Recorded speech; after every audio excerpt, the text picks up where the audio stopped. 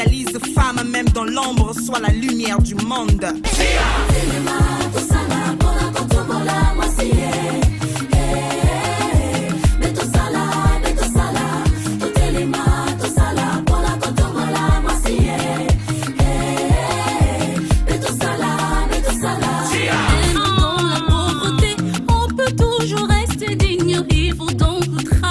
Pour ne plus être une victime.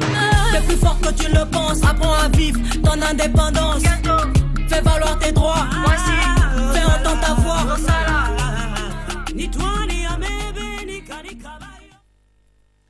Mesdames et messieurs, fidèles téléspectateurs de la radio-télévision nationale congolaise, bonsoir et bienvenue à cette émission Moi Si Pémoto, une émission qui parle de la femme, une émission qui lutte contre les violences basées sur les genres, une émission qui aide à la femme de se prendre en charge pour être autonome dans la société. Mesdames et messieurs, aujourd'hui nous allons aborder un bon sujet, un super sujet qui tournera autour de la planification familiale et la sexualité responsable de femmes handicapées. C'est ça notre sujet du jour. Si vous avez des questions, des préoccupations par rapport à ces sujets, n'hésitez pas de nous écrire, n'hésitez pas de nous appeler. Notre numéro de téléphone sera bientôt affiché dans vos écrans.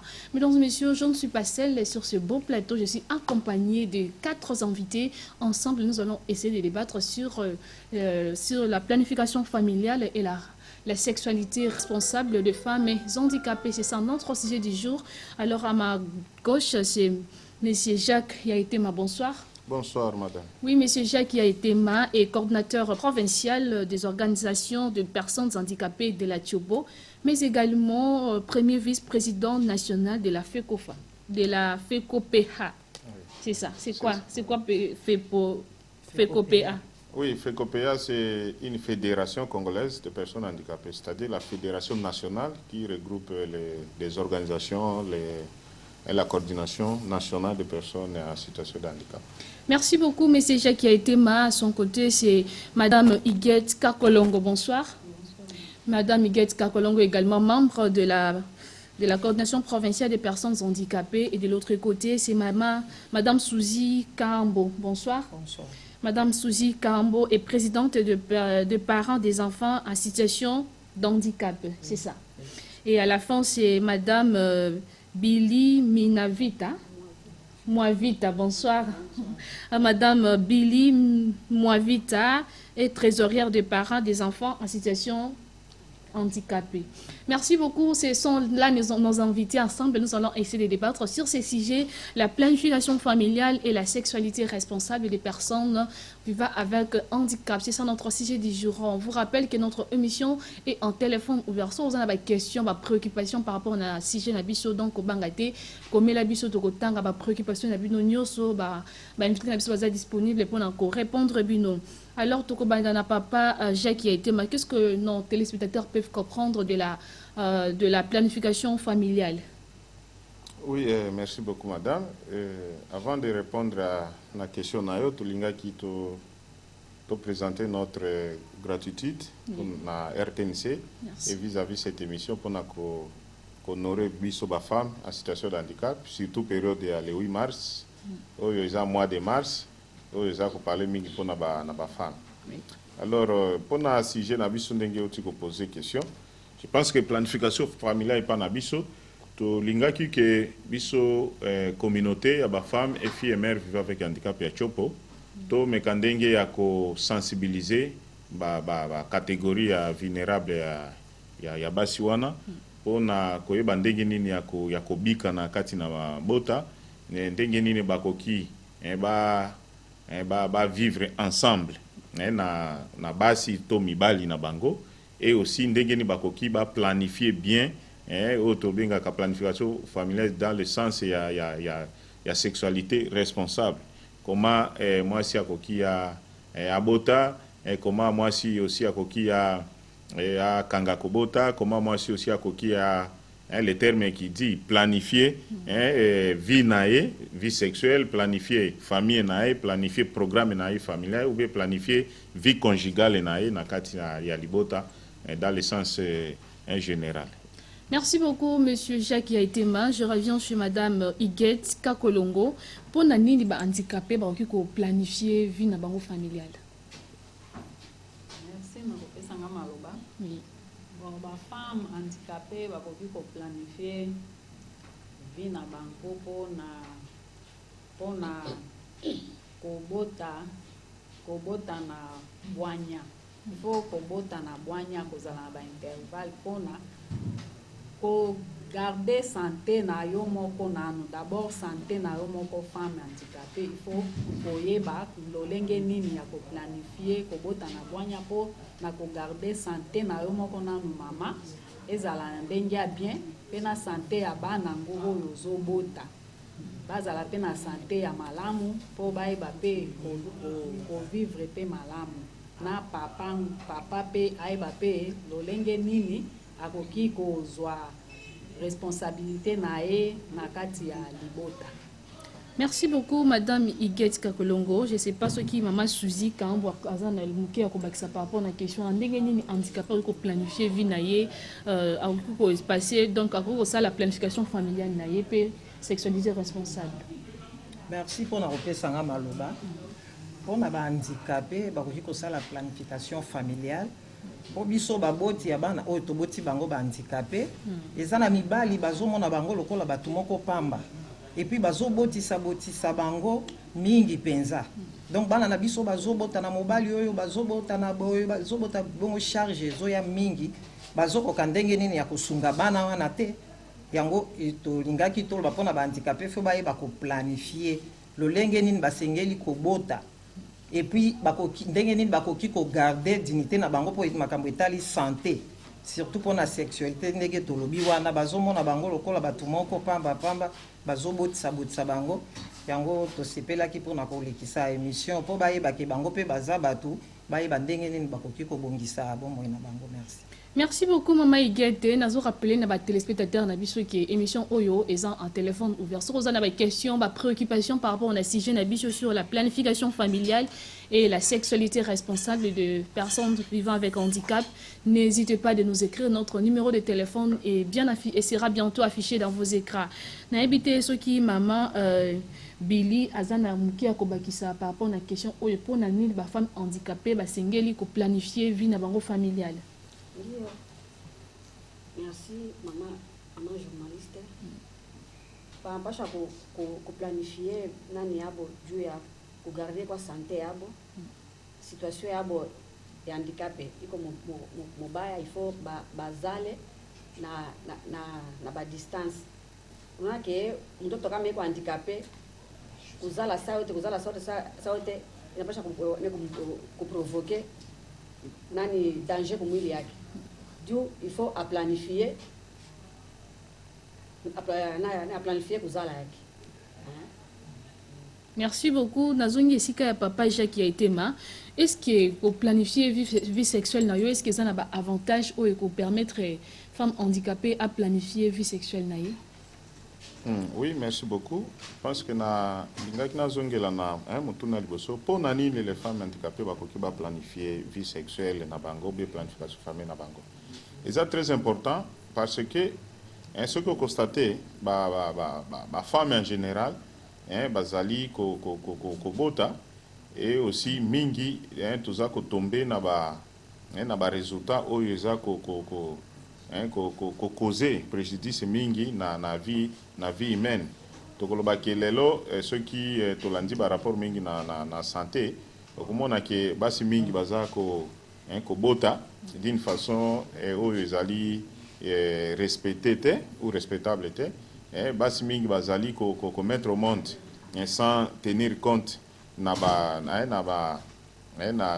norme ceux qui na lobi norme ezali ke komona moi si azana mwana ya 2 ans 3 ans pas 2 ans 2 mois 3 mois mais ozomona peut-être azana zemi et bokomona musu ezali ba morne et ainsi de suite nyonso ezali par rapport aussi na condition de vie oyo bana basi en général baza kobika mais pour la catégorie ba femmes handicapées ezali nécessaire parce que ces programmes tolinga to mettre en ya campagne de sensibilisation sur la planification puisque constate que beaucoup de femmes vivant avec handicap bazana bana mingi baza ko mettre au monde sans tenir compte na koyeba condition de vie na bango.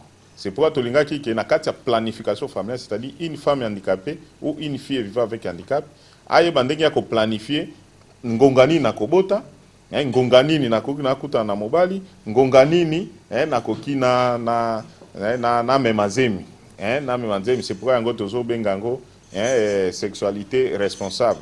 Alors c'est pour cette raison que Tomeka qui a lancé ce programme.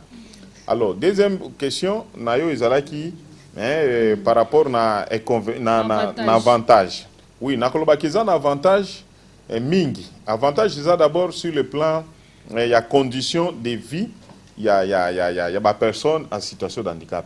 Mingi bazali bazali na ba famille oyo bazali marginalisé, c'est-à-dire baza prise en compte. Et puis mususu ezali société aussi. Société va moni que une femme vivant avec handicap, aza femme oyo akoki sa mariage te, azali femme akoki za na libala te, ou soit premier bureau, ou soit aza na libala na ye ya normal. Alors na communauté aussi tokomona que les hommes bazomona que basi oyo bakoki ba utiliser bango facilement, c'est les femmes ou les filles vivant avec handicap. C'est pour cette raison que tolinga tous sensibiliser cette communauté. Il y a des femmes vulnérables et qui bien sûr qu'on planifier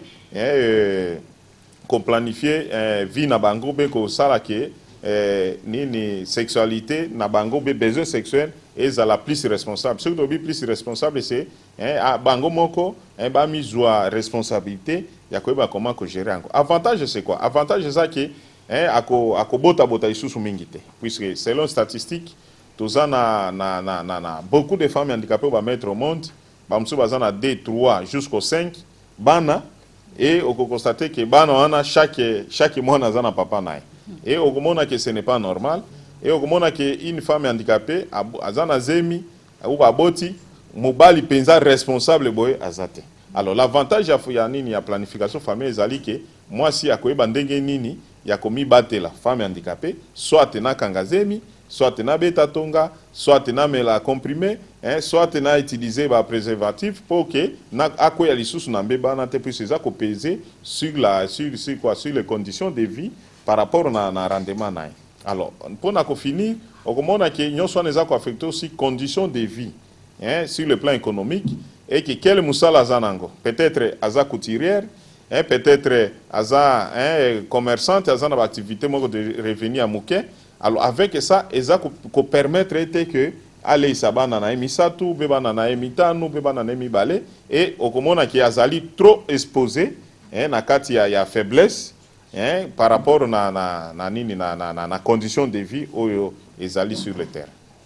Merci beaucoup monsieur Jacques Nazongi pa ya Maman Iguette Kakolongo, alors que Bible lobby qui remplissait la terre. Mais n'a bino bolo ba fait ba femme handicapée ba ça là ba planifier vie na bango sexuel. Est-ce que ça contradiction té?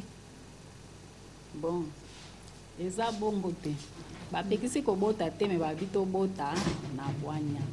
To bota na ba intervalle. Eza té que ozana na mwana 2 mois zemi na libu. 2 mois na 3 mois zemi na libu té. Tango tozo bota bango ebele tozana makoki té. Tozo pesa charge lisusu na famille na mabota po mabota basunga ezo pesa charge makasi mais tango ko bando bota bango na ba intervalle ekotinda ke soki yo za na musala ya kosala esunga yo osala musala po eba ko bokola nano bébé oyo za na soit ezemi yo za nango oyeba ko préparer accouchement okende ko senga kotia pa nini famille mobulu te ke sunganga isala boy famille muso autunongane na tinda kyo kina memazemi wana mais tango zobota na ba intervalle wana lokola osala ka mwa musala eko pesa yo pe ngonga ya kosala musala pozwa makoki ya kosunga mwana na et puis eko sala ke to sala mendicité vraiment na balabala te pourtant tozobota bango pene charge l'équipe biso ezotinda biso to sala mendicité tokende na banzela na babalabala nde tozokende okutana na bamakama na ya komemaka zemi noki mais tango tokozwa batonga wana ekotinda ke biso tozala na baintervalle oyeba kobokola nanu o wana tango akokoma na ngongo ekoki obota mususu tokotika mendicité mpona kotungisa mpe bafamille kokende na balabalabala o wana ekosunga biso makasi mpe toyeba kobokola bana na biso po bango pe baeba kotanga classe bango pe bazana posa classe il faut bango pe batanga classe po mukolo eko ya sima baeba komisunga. Merci beaucoup, Maman Iguette. Tout le monde est au Bisso, Maman Chouchou Mbombi. Maman Chouchou Mbombi, bonsoir. Bonsoir. Merci beaucoup. On est au Koutaï Nabisso Nakati Sika. Oh, si je n'ai pas les alibongo planification familiale et sexualité responsable des femmes vivant avec handicap. Pourquoi ça Nabisso ni ni moi c'est qu'on planifie vie naïe sexuelle. Merci. On peut s'en aller. Tout là, on voit mingi côté Nabisso handicapé.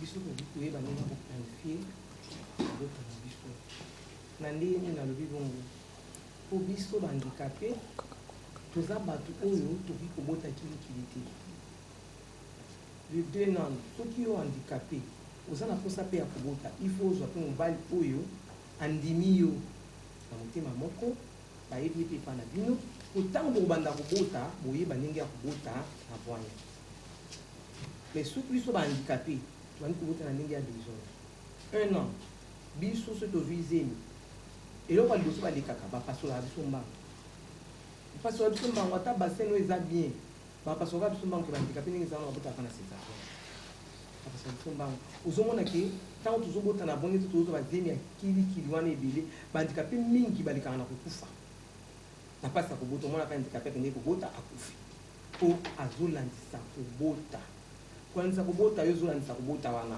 ozana makoki te un ozana makoki te deux ozana makoki te pe misusu ndenge ezana baparent na bango basungaka bango te me yo ntango ke parent azosunga yo te ovandi wana banasema tozale tu okomi oboti tata oyo mosusu oboti tata oyo mosusu obotata 5 tata sikoyo bana wana baotanga ndeni yo ozana makoki te bana baotanga ndeni bana bakotanga te bana ebele bakokoma na bango bashege na nzela bana ebele bakokoma na bango bakuluna siko mwana handicapé akende okoma kuluna eza pasi antuka nde na mpona biso bamama toyeba ndenge ya kobota na bwanya oyebiki oza femme handicapé bota ata mwana na yo mibale oboti ata moko oyebiki oboti mpe na ndenge ya bien po ete asunga mpe yo kobota na ndenge ya mabe te.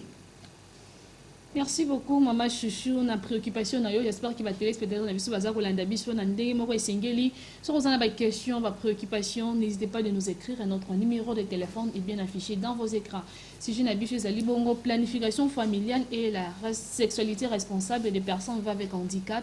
Il y a un si je n'habite sur n'engagez pas personne vivant avec handicap, la femme surtout, il faut planifier vie na bango sexuelle pour te babota mobulu te. Il y a un si je n'habite sur na zongi pas ya maman trésorière. Maman Bibiane, Billy, est-ce qu'il y a des conséquences? Peut-être que vous planifiez une est-ce qu'il y a des conséquences? C'est un gros salut, qui soit pour espacer, donc pour est-ce qu'il y a des conséquences? Merci. Il y a des conséquences à mon côté. Conséquences, et d'autres à la souki, ok, pas à Munganga, oyo ayebi, oyo aza spécialiste. Mais ceux qui ne sont pas spécialistes, ils ont des conséquences à mon côté.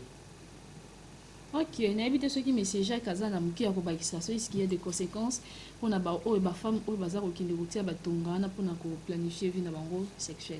Oui, là c'est vrai qu'avant de répondre à l'ingakina Bakisa ou Madame Chouchou à Lobaki, par rapport à la question de la Bible lobby, je pense que c'est Madame Iguette. Vous savez que Bible lobby, tokende, to bota ou to samoukil ainsi de suite. Bon, voilà, c'est la Bible, to corriger. Mais la question que tu poses, Zali, ce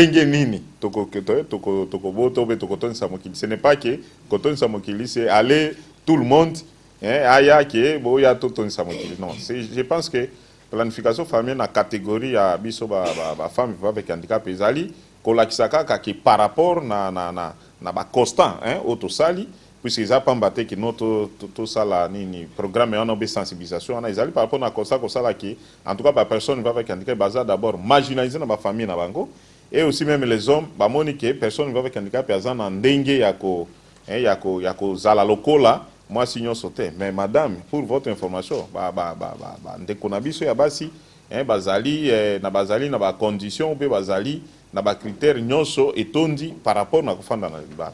Alors ben inconvénient nango eza penza te ezaka ke puisque femme vivant avec handicap azana na difficulté ya mobilité na ye azana na insuffisance mingi. Alors ceux qui a planifié ango be ceux qui a utilisé ba méthode na nyonso ekosungai. Alors, qu'il y a un inconvénient, je ne pense pas, puisque ceux qui les l'ont a décidé qu'il n'a pas, par exemple, après 6 mois. Et n'a pas, par exemple, après 3 mois. N'a pas, par exemple, après 5 ans ou 3 ans. Si Azana Mobali, je pense que bako planifier bango nyonso, ndengeni ne bako banda ko sale lango, et que mokolo bako zamposa ya kubota, bako kiba kende ba fungo lango. Et de deux aussi, c'est par rapport aussi na nini na ba période na bango, ba cycle na bango.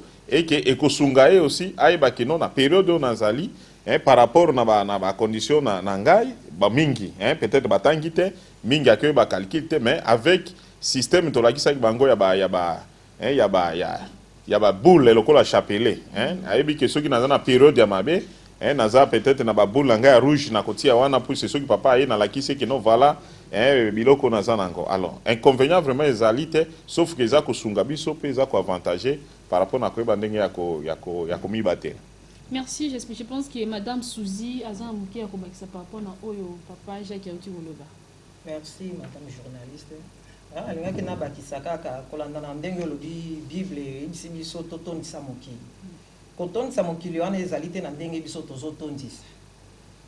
Tala mondele azana mayele, azana mbongo, azana biloko nyonso, mais azolinga abota mwana moko to mibale.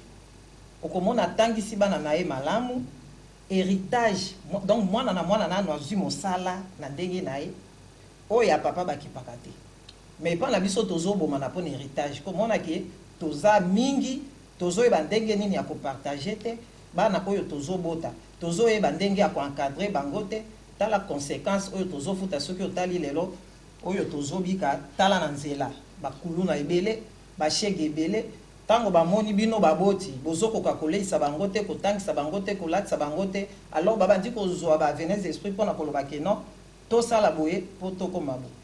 En tout cas eza nini moko malamu pona biso bandicapé biso bamama bandicapé sensibilisation tozosala po esunga bana na biso batala ke bango pe bakoki kosala pe misala. Otango zobota oyo papa moto akosupporte yo azate ezomemela yo charge okende na nzela obanda kosenga okota na banganda okende na bala kosenga tango ozokende kosenga senga wana yango nde ezomemela yo kobota bo. Soki totali pona sexualité na santé ba malade eza ebele moto il faut se protéger condom oui tango so se koki ko sunga mais pasuka kape risque yango wana tozomona bato bazo bota lisusu te pona nini microbe eza ebele bato ya kalande bayebi basifilisi soki bakombo ezalaki ebele bake kokuta nango na nzoto mpo okutani na mobali oyo tamboli na yo okutani nota okiomema microbe ebele or ke mokolo mosusu apres kozwa mobali ya kolinga abala yo bobota na ye okobota te mpona nini microbe eke kokangisa yango mwana mwasi il faut garder santé na yo il faut garder zoto no ya bomwasi koyeba ndenge nini osengeli kotambwisa yango. Merci. Merci beaucoup Madame Souzi nazongi epai ya Madame Iguette na ngonga on a que vous avez déjà sensibilisation tali na cadre ya mois de la femme et pour la makambo tali planification familiale et la sexualité responsable. Pourquoi avoir organisé cette campagne? Pour organiser campagne wana sur la planification familiale et la sexualité responsable. Bon, merci kopesanga maloba. D'organiser campagne wana pona koyeba kososolisa ba femme handicapée même ba valide quoi. Ezaka kabiso ba femme handicapée te même ba valide ba jeune fille to la kisabango to sosolisa bango lolenge ya kobota na bwanya. Moto nyonso ayeba ko espacer kobota. Ezate li kobota bana pene même projet ko sala pe projeté. Okoki pe ko somba baninga ba somba mwa terrain boyo koki ko pe ko bomba ta mwa mbongo boyo ko mususu yo po somba mwa terrain mukie boyo sala quelque chose ko sala te soki ozobota pene. Mais tango ozosala ko bota na bwanya wana ozo espacer okozala na ngonga ya ko sala quelque chose. Okozala na ngonga wana meme mbongo ya kobokola ba mususu wana okosala. Mais soki ezate ezaka pona biso ba femme handicapée te même ba fille tozomona na ba mabote ebele okokuta mama sa koli na ye olea mipemela sa koli saki bino mais akomi suko bokola bakoko bokomo ele susu bakoko ebele aza na age susu apema bakoko bakomi ana ebele ye nde susu akomi kolesa bango yo botaki oyebi na yo lisusu teke obota otalaka susu bana wana te okoma kaka mama abaluka boye azonga boye pourta ya sakolisaki yo nde yango wana eza kaka mpona biso bafemme handicapé te eza mpona na bavalide nyonso biso nyonso ifo tozala na méthode wana tolanda yango mpona kobota na bwanya toyeba mpe ndenge nini ya kosunga mpe bapapa totikela kaka bapapa charge te nakanisi soki otali malamu baveve baza ebele koleka mpona nini bapapa bacharge ezoleka mama aza na ngonga kosala eloko te mama aza kaka na bana mwaya asunga papa ezali te epui okomona mama mosusu soki otuni mwasi oza na age nini alobeli yo age nini otie tembe obi te ozokosa mpona nini okomona eloko ayasa akoli lisusu makasi mpona nini azobota penepene aza na repo te sante ezobeba mpona kobota bakoba bia aza mokolo ya mobali nzoka aza mokolo te kobota kaka azozala na repo te azolia mpe bien te mwaye mpe olata bien eza te papa koki kopesa mwa mbongo abi mama kende osomba mwa liputa ubie lipapa mwaye osomba ngo eza te ozotala bana mwana kuna asengi mikolo baza na systeme ya nini ya eskelete okunaki osenga eskelete okozwa mpe makoki ya kosombele yango te mwana ozala na susi ya eloko mwaye yo osomba ngo eza te ozwi mbongo papa apesaki yo ya liputa osombeli mwana yo ozotikala kaka bongo mwaye atomibongisa ezali te okomi koba papa azobima libanda azokende olinga libanda mpo yo moko mwaye omibongisa eza te oza na temps te nyonso wana ozotika kaka na bana nde yango wana tozoloba ifo tobota na bwanya to espace mpo toyeba koekonomize toyeba biso mpe kosala eloko oyo kosunga bana na biso oyo toza kobota. Merci beaucoup Madame Iguette na esika papa Jacques na habité sur aux qui kobakisa wana objectif nini o viser pour la sensibilisation la campagne de sensibilisation. Oui, merci beaucoup. Avant de passer objectif, je pense que na Kora qui n'a complété maman Iguette à lobby que d'abord pourquoi sensibilisation ou campagne pour la personne avec handicap, il y a besoin de nous que c'est un droit. Hein, ils ont droit à mutunyoso. Et qu'une femme ou une fille mère vivant avec handicap, elle a aussi plein de droits. Il y a qu'à bénéficier de programme, il y a qu'à aussi encadrer, il y a qu'à aussi accompagner par rapport à l'élément de maman. Alors, l'objectif de la campagne, il y a des choses qui nous informer, et sensibiliser la catégorie de femmes par rapport aussi à la planification familiale. Je pense que tant que tout ça sur le terrain, semaine mobimba oyo tuza to comprendre que vraiment ces programmes pilotes eza ko jouer mingi pe ezali nécessaire par rapport na catégorie wana pas aussi catégorie na biso même ba mabota na biso même aussi environnement na biso okomona ki mutu aza ko poser ba question oyo moko oza ko yeba te alors to visa ki ke ba femme aussi vivant avec handicap baza aussi sensibiliser pour na yango ya mi balé ezala ki aussi que to former ba père éducateur na kati na biso toza déjà na 30 père éducateur, c'est-à-dire ba femme ba kokaki déjà bazali formé et aussi bango bakotika à chaque fois qu'on ko synthétiser et ainsi de suite. Je pense que prochainement tokoy ba so mingi akoloba par rapport na programme oyo qui est très important et bénéfique pour na biso. Merci beaucoup. Je pense que le temps est vraiment jaloux. Si c'est vraiment intéressant, mais le temps va permettre de sauter. On a été sur un match dans un moment où il y a en synthèse. On peut savoir que il y a par rapport à sujet na biso. On a aussi par exemple na ndenge ya koloba kubota toujours ba wana mingi pe suivi totali ba mama totika nanu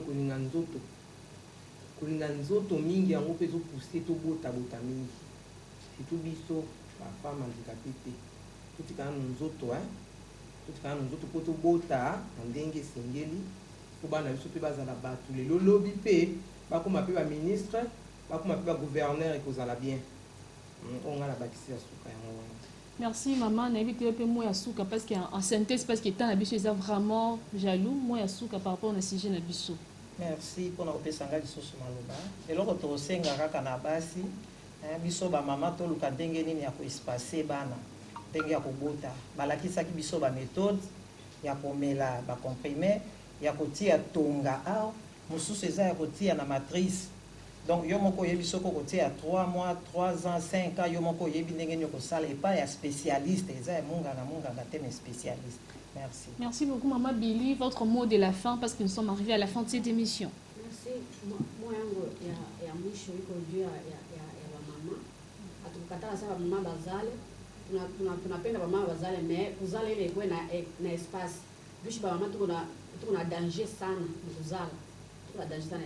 Ile kuseminare betuambia ke kwa province yote, province yenyewe iko balamuke kwa kufa mingi sana mkuzala iko province yetu ya Chombo. En tout cas, tukuwe na espace mkuzala. Merci. Merci beaucoup, Papa Torsou, ça n'a pas le coordinateur de Maman Iguette, votre mot de la fin. Merci, Lobananga Yasuka, nazo senga na ba femme en situation d'handicap, ba batela kobota na bwanya. Il faut to batela kobota na bwanya, poto e ba lolenge nini, tokokolisa bana na biso, pe lolenge nini tokolesa bango.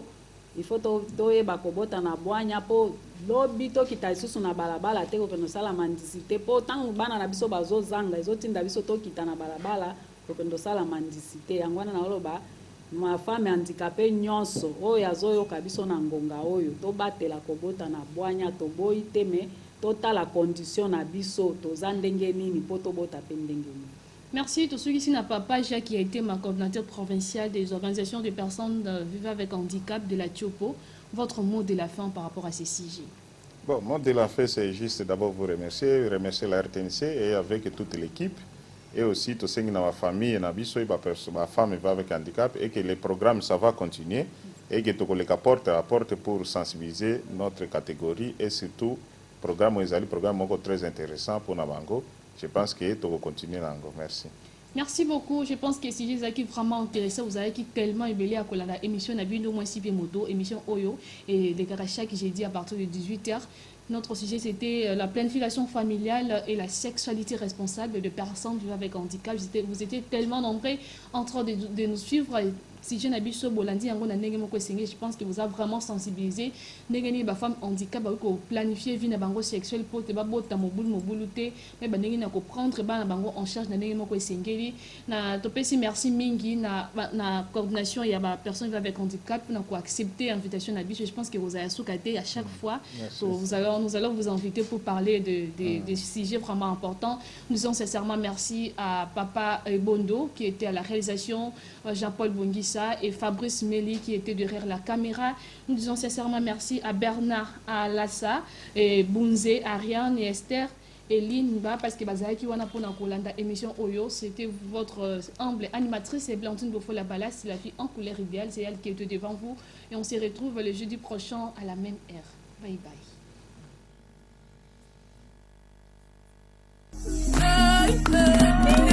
Lève-toi par le glaive de ta matière grise, brise cette phallocratie qui te bestialise. Femme, même dans l'ombre, sois la lumière du monde.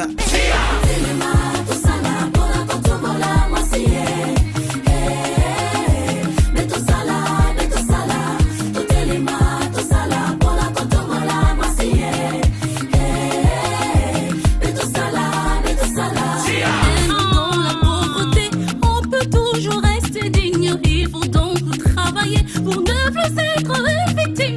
Le plus fort que tu le penses, apprends à vivre ton indépendance. Fais valoir tes droits. Fais entendre ta voix. Ni toi ni à mes bébés.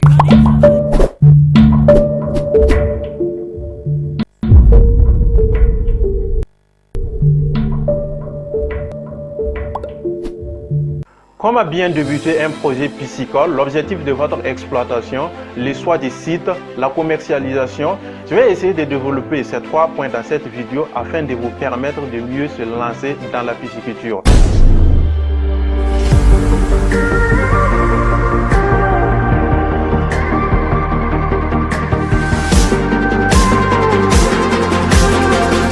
Salut monsieur, dame, moi c'est Yam d'Assise et ici je vous parle de business, de formation et d'investissement. Donc si vous êtes nouveau, n'hésitez pas à abonner à notre chaîne YouTube et à notre page Facebook afin de recevoir nos prochaines vidéos. Ici nous on parle particulièrement de la pisciculture, l'agriculture et l'aviculture qui est l'élevage des volailles. Donc l'objectif de votre exploitation, le choix du site, la commercialisation, ce sont ces 3 points que je vais essayer de développer dans cette vidéo si vous voulez débuter un projet piscicole. L'objectif de votre production doit être clair dès le début. Donc, c'est-à-dire, c'est le budget que vous vous fixez en fait pour se lancer dans la pisciculture. Avant tout, vous avez le choix à faire entre les